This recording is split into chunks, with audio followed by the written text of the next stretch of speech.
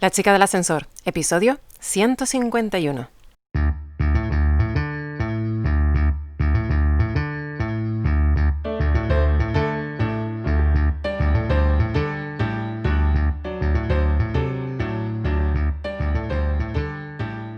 Soy Lula González y has llegado al podcast de La chica del ascensor.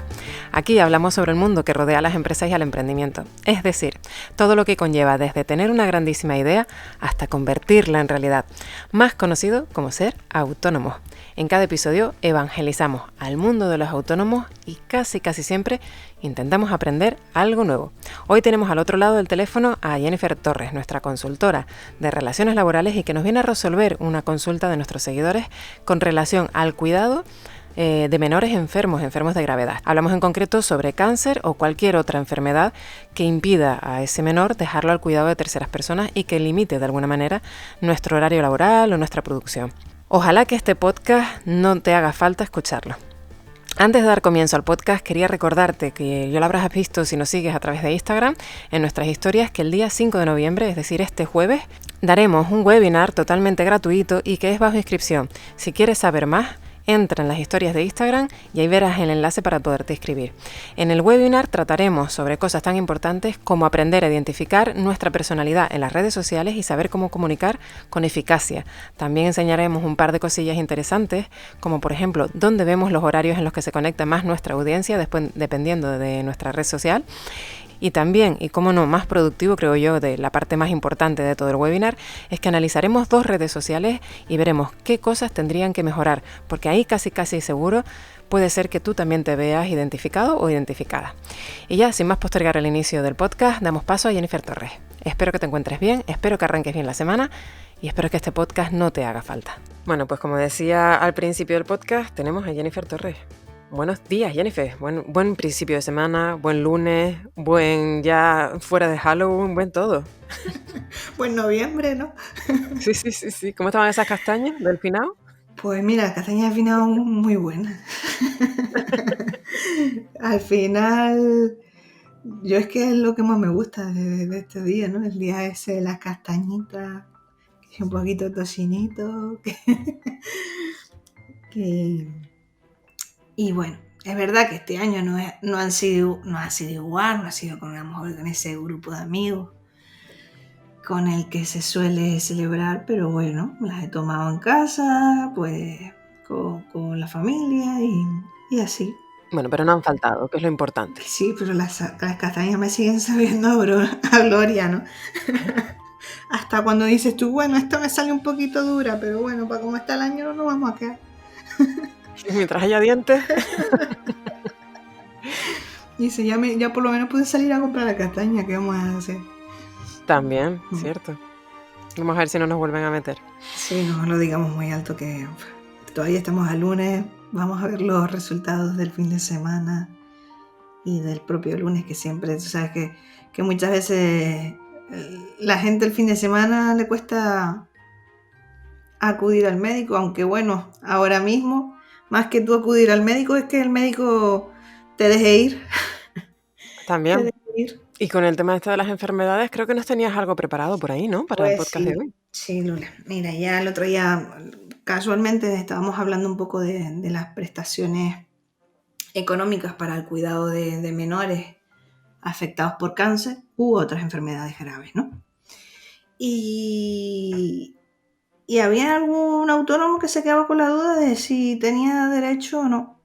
Pues nada, al final, pues sí, los trabajadores autónomos, al igual que los trabajadores por cuenta ajena, pues tienen derecho cuando tengan hijos o menores a su cargo por cáncer u otra enfermedad grave, tienen derecho al pago de un subsidio para que así puedan ocuparse del cuidado, del acompañamiento de sus hijos o de estos menores que tengan a su cargo.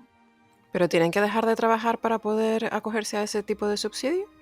Sí, bueno, dejar de trabajar tiene que representar reducir tu jornada de trabajo en más de un 50%, en un 50% o más. Esto es una coña, ¿no? A ver, ¿desde cuándo los autónomos miran cuántas horas están sentados o trabajando? Bueno, yo digo sentado porque yo trabajo sentada, pero eso es ¿cómo lo justifica? Claro, la verdad es que sí, sí es verdad que en el caso de los autónomos siempre es un poco más complejo, porque a lo mejor el autónomo que tiene un negocio de apertura al público, pues lo puede demostrar con mayor Sí. facilidad, ¿no? Pero ese autónomo que trabaja a pie de calle, pues es un poco más complejo, ¿no? O el que incluso trabaja desde casa. Pues al final yo entiendo que lo que tendrán como realmente podrán demostrarlo es a través de muchas veces de los ingresos, ¿no? Pero la idea de la que se parte es de que la jornada de trabajo pues se vea reducida al menos en un 50% y que claro que ello conlleva una disminución en los ingresos. A mí siempre me cabe la duda esta, ¿no? De si tú trabajando el 50 o el 60% de repente resulta que tienes un mes bueno porque tienes un, un contrato puntual que te hace inflar esos ingresos. ¿Qué pasa? ¿Que ese mes al final vas a tener que devolverla? Pues parece que sí. Pero tú piensa una cosa, ¿y si resulta que con el tema del COVID tus ingresos ya han menguado? Después encima te viene un hijo con cáncer, Dios mío, que es que me parece tan duro. Eh, ¿Cómo es ese 50%? O sea, ¿50% en base a qué? ¿A lo del COVID o al anterior al COVID? Se juntan muchos factores, ¿no? Tienes razón, sí.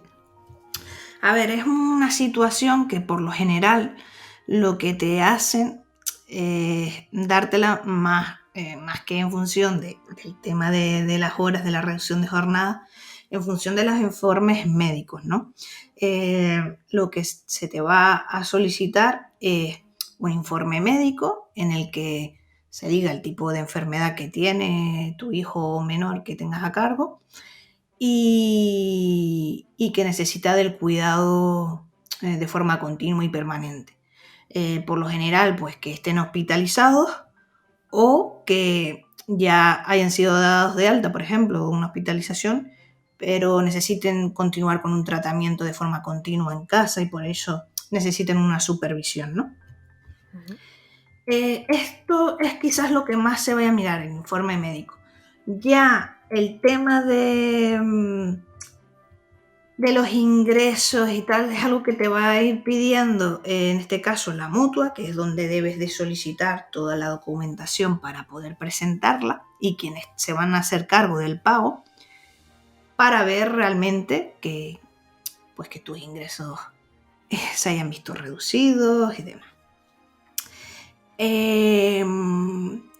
En cuanto a la documentación que tenemos que presentar, pues como es lógico, el impreso de solicitud, que pues por lo general tiene cada mutua el suyo y bueno, hay uno también del Instituto Nacional de la Seguridad Social que intentaremos facilitárselo al final del enlace para que le sirva para cualquier mutua, porque imagínate si tenemos que pasar de todas las mutuas, no nos cabría la vida.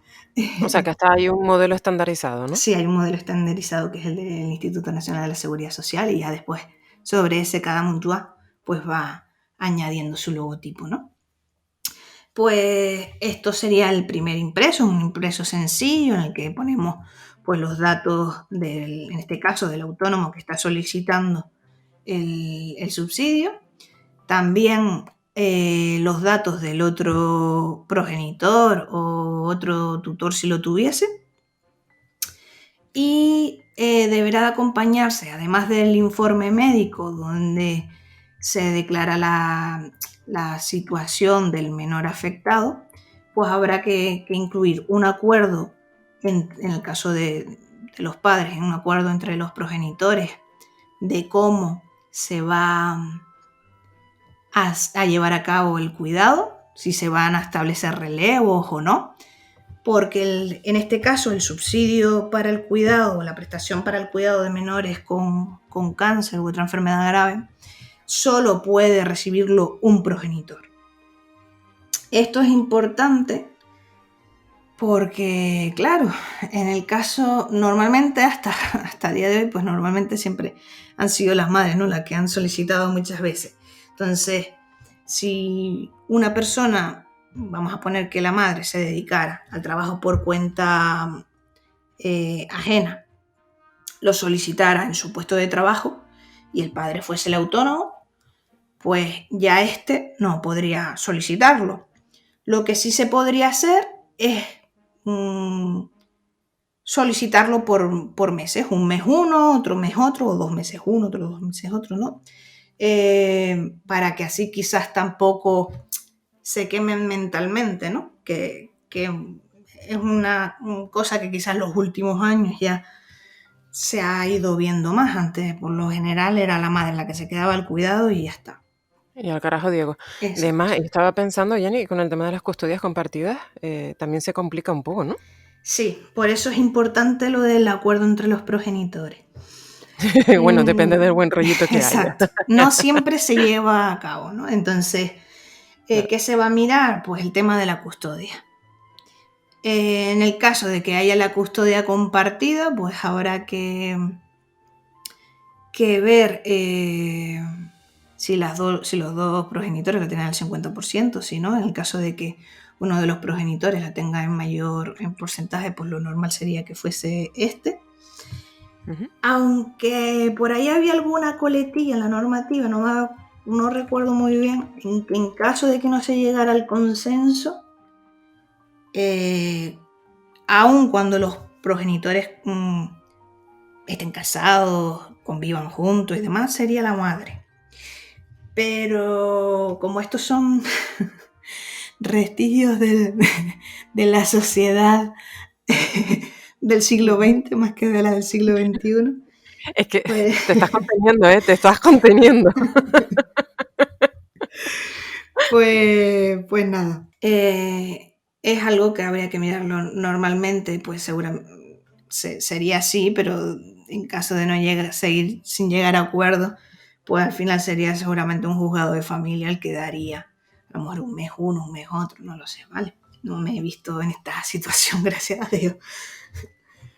En cuanto a otras cuestiones que debemos presentar, pues el libro de familia, como es lógico, ¿no? El informe médico de lo que ya habíamos dicho, pero también es importante la declaración de situación de la actividad. En este caso, el autónomo, ¿no? Del que es al que le estamos intentando hacer llegar esta información, pues tendrá que declarar si tiene local, si no tiene local, en caso de tener local, o si hay alguien que continuará abriendo el local o no. Si esa persona que se ocupará es un familiar o por el contrario es un empleado. Toda esta situación hará que no sea más sencilla el que nos den, que realmente seamos siendo beneficiarios de este subsidio o no, ¿no? En cuanto al plazo que tenemos para presentar esta solicitud, tenemos 3 meses desde que reducimos la jornada. Esto quiere decir que, por ejemplo, si nosotros vamos a suponer que tenemos un ingreso de nuestro hijo menor a cargo, ¿vale? Justo este fin de semana. Y como está hospitalizado, ya nos estamos haciendo cargo de él. Ya tenemos el local permanece cerrado y demás, pero no nos separamos. No tenemos la cabeza en ese momento pues para pensar en papeleo ni más allá. Tenemos 3 meses para, desde el momento en el que ha sido necesario que yo deje de abrir mi local o que yo haga menos horas para la actividad, para poder reclamarla. El pago del subsidio se tendría en cuenta desde ese momento en el que nosotros reducimos nuestra jornada. No desde el momento en que presentamos la solicitud, sino desde que vimos afectada la jornada laboral y por eso nuestros ingresos, se supone, ¿no? Se supone. Se supone porque, oye, ¿quién no? Pero todo apunta a que sí, ¿no? Es lo más normal. Totalmente. Cuando ya presentamos la documentación, por lo general, que la tenemos que hacer por lo general en el caso de los autónomos, pues con la mutua. La mutua tiene 30 días para reconocer o denegar la solicitud que tenemos, ¿no? Por lo que te digo, por lo general, desde que aportamos los informes médicos y demás, la mayoría de las veces ellas prefieren reconocértela, y lo que hacen es luego hacerte requerimientos de documentación, ¿no? A lo mejor al mes siguiente pues te piden que el tema de los ingresos, de la facturación que hayas tenido, para ver si realmente se ha visto mermada tu facturación o no. ¿Qué puede pasar? Que si tú no te has visto mermada tu facturación, al final te piden que reintegres la prestación que hayas percibido. Madre mía. Bueno, como todo también, ¿no? Sí. Otra cosa que hay que saber es el tema de que para tener derecho a esta prestación, a subsidio, pues nos piden unos días de cotización, ¿no?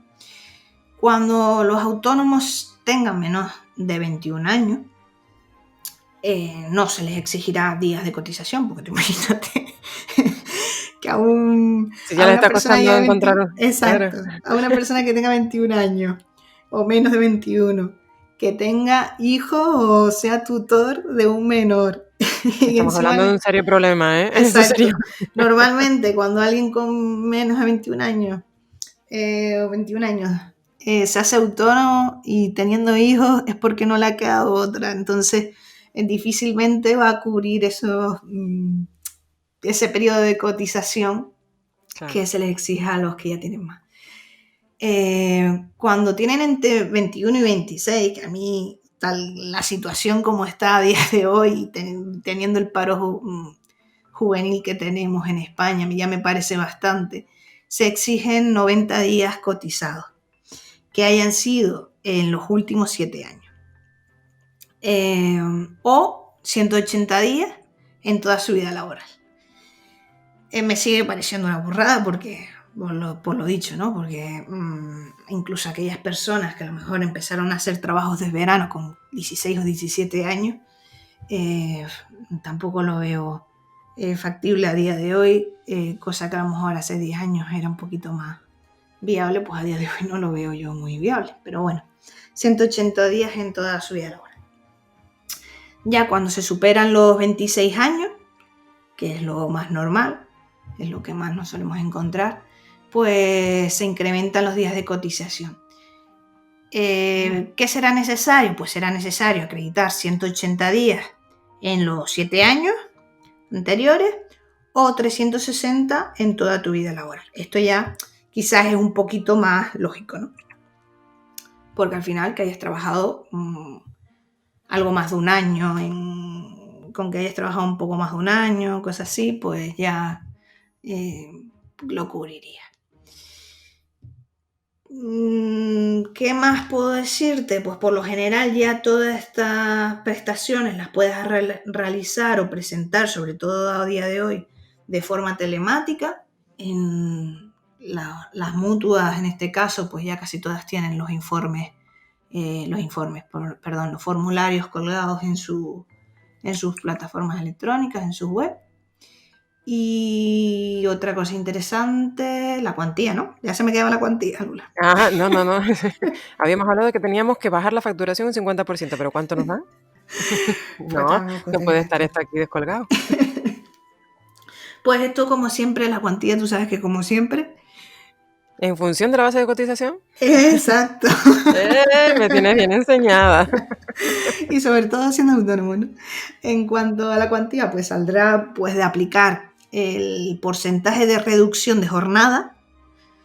Es decir, si el 50% o como es del 50 para arriba, pues el 50% o el 60% que disminuyamos de la jornada.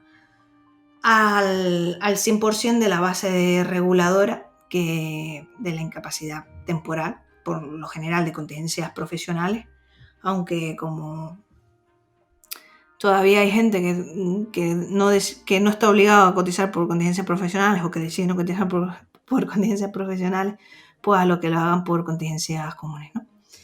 Uh-huh.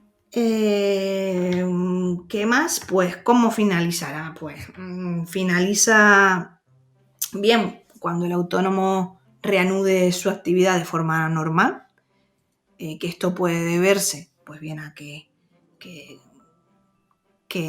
haya decidido que este mes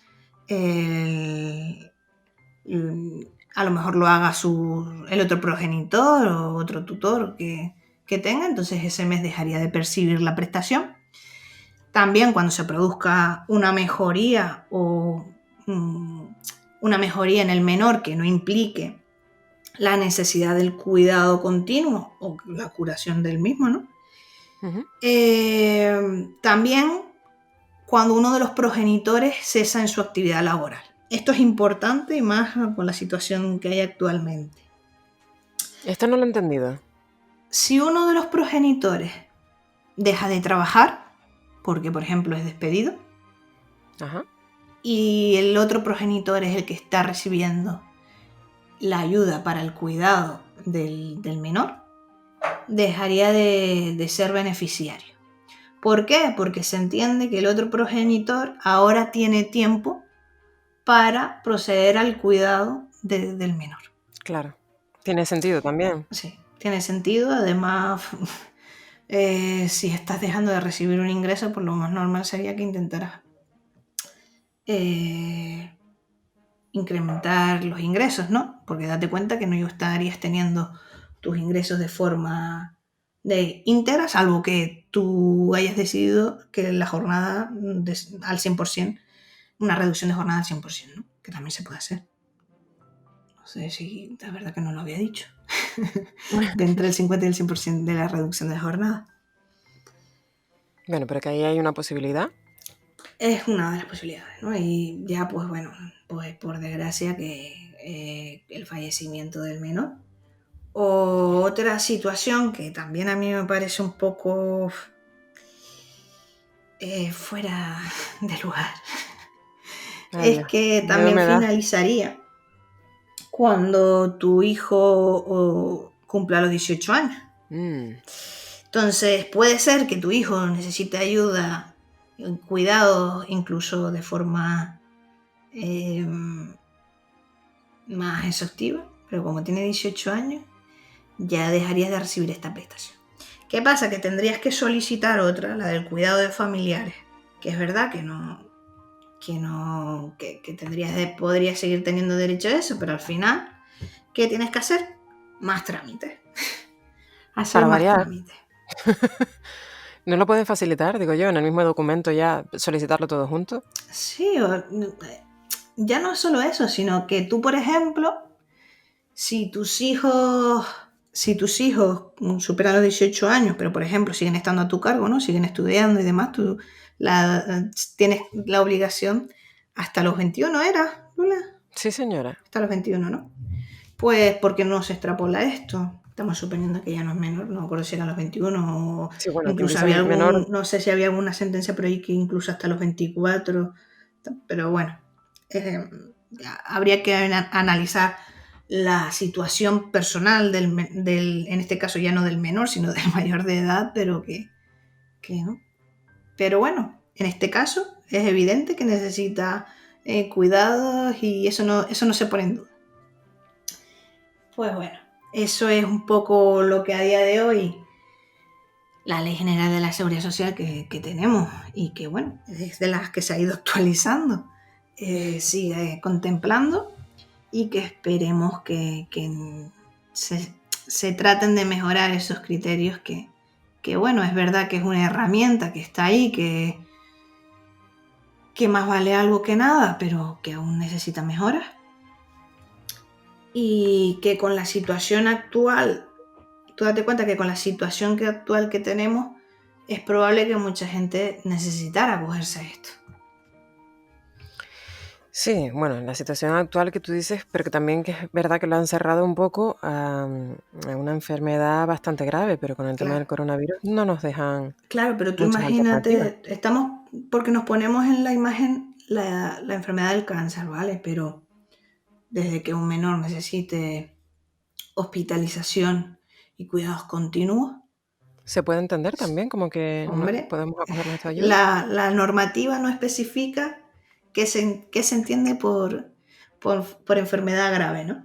Al final va a depender del informe médico, de que el informe médico diga que necesita cuidados continuos, aún estando hospitalizado, por ejemplo, o después.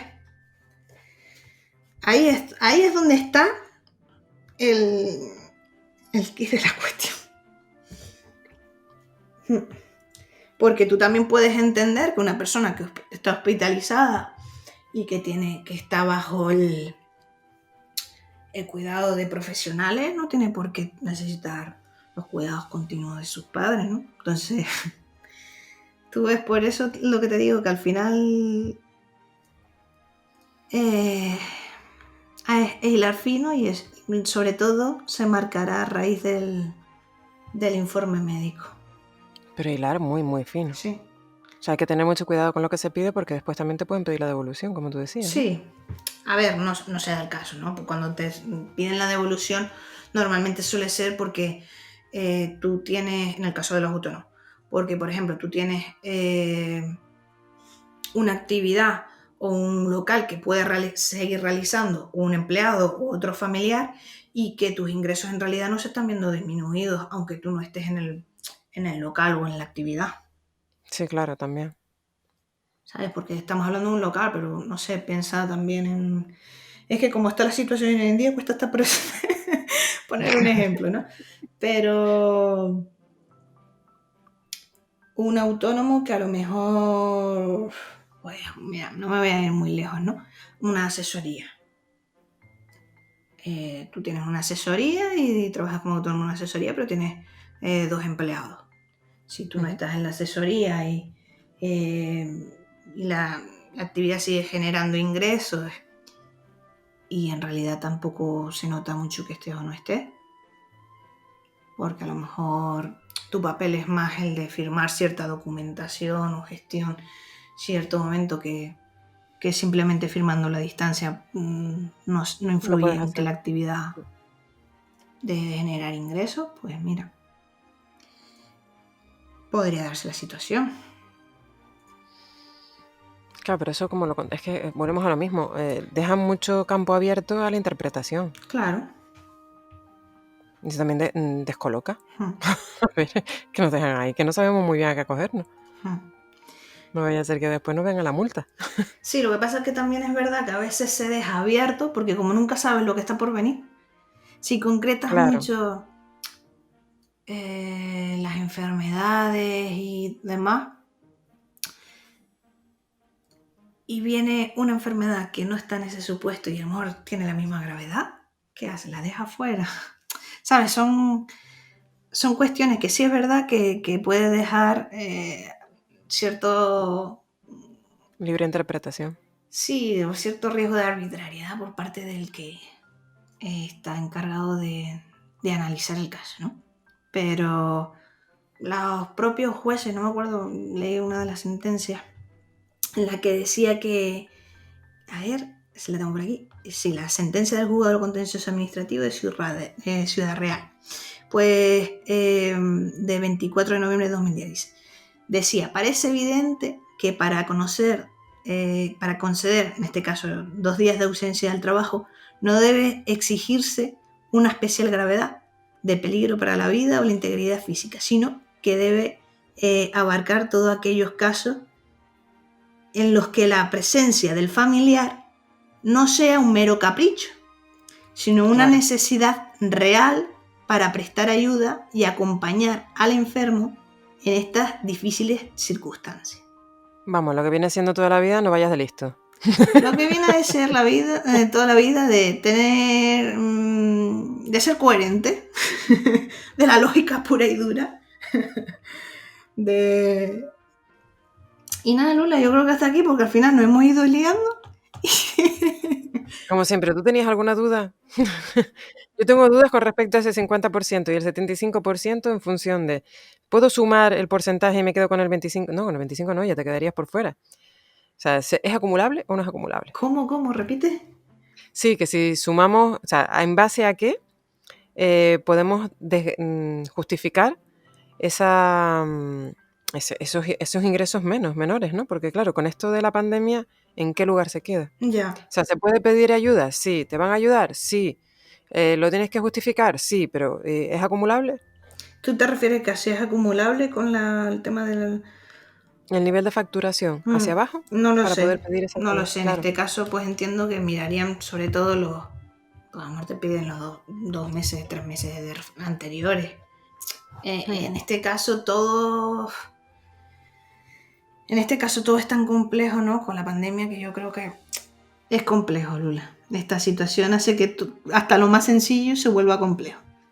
De todas formas, nos dejas el enlace para poderlo publicar en el podcast de esa solicitud que les va a hacer falta. Sí, a En el partir caso de que de ese sean... enlace pueden tener el modelo de solicitud, el modelo del acuerdo entre los progenitores, la declaración de situación de actividad, el informe, Claro. incluso el modelo de informe médico para si quieren llevarlo impreso, y que por lo general se lo suelen facilitar las mutuas también, ¿vale?